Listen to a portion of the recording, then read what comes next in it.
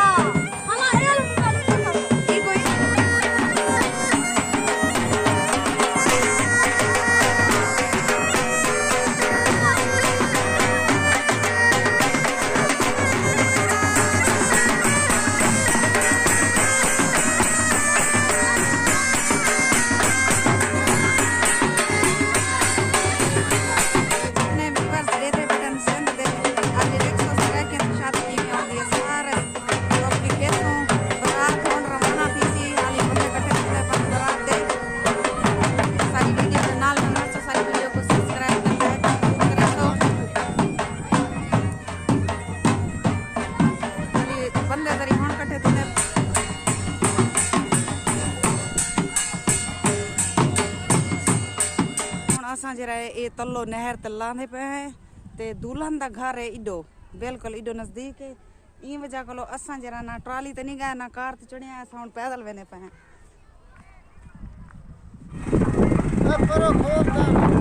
खोल आई को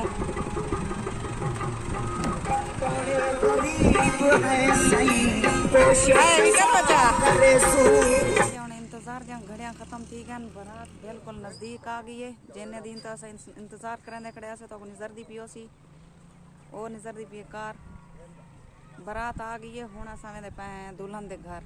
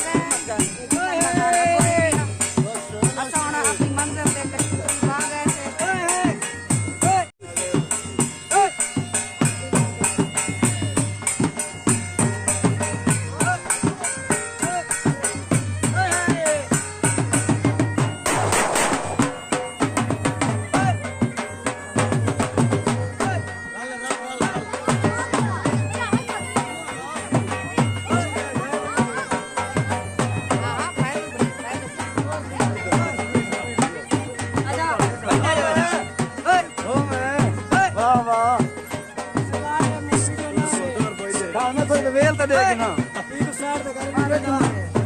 मार दे ए खोलना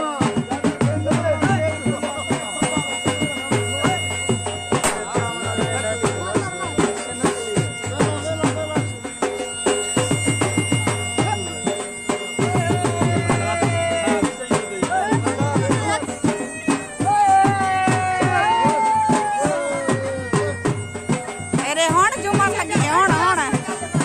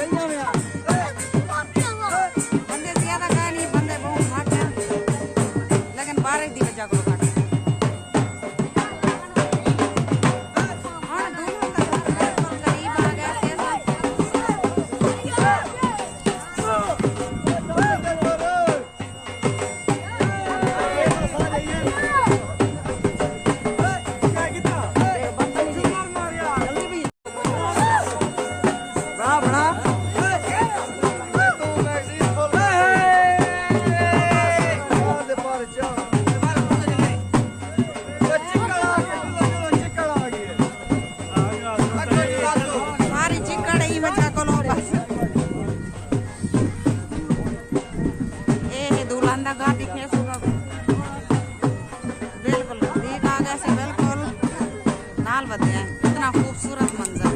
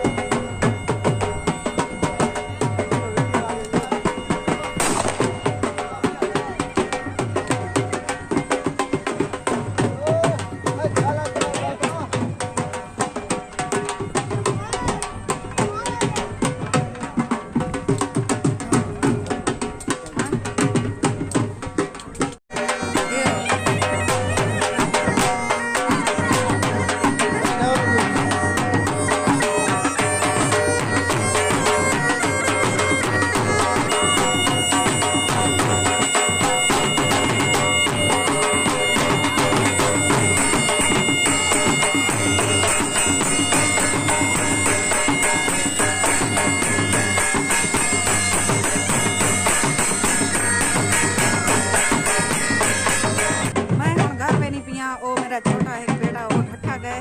तिलकने बहुत सारी चिकड़े ते इनी वजह को लो जरा है वो ढट्ठा गया पैर स्लिप किया गया उनके कपड़े सारे खराब थे गए और वेनी पिया को दोबारा कपड़े पवेनिया ते बारात माशाल्लाह तैयार थी खड़ी है बेटे को कपड़े पवा के वो ढट्ठा गया चिकड़ दे विच पैर फिसला गया इदी वजह को लो मैं को वाला वाला ही आई कपड़े पवाने हुन कपड़े पवा के वाला हुन वापसी वाले ने शादी वाले घर जिन्हें जिन्हें सारे चैनल को सब्सक्राइब कर किया जल्दी जल्दी सारे चैनल को सब्सक्राइब कर गिनो लाइक कर गिनो वास्ते इजाजत अल्लाह हाफिज।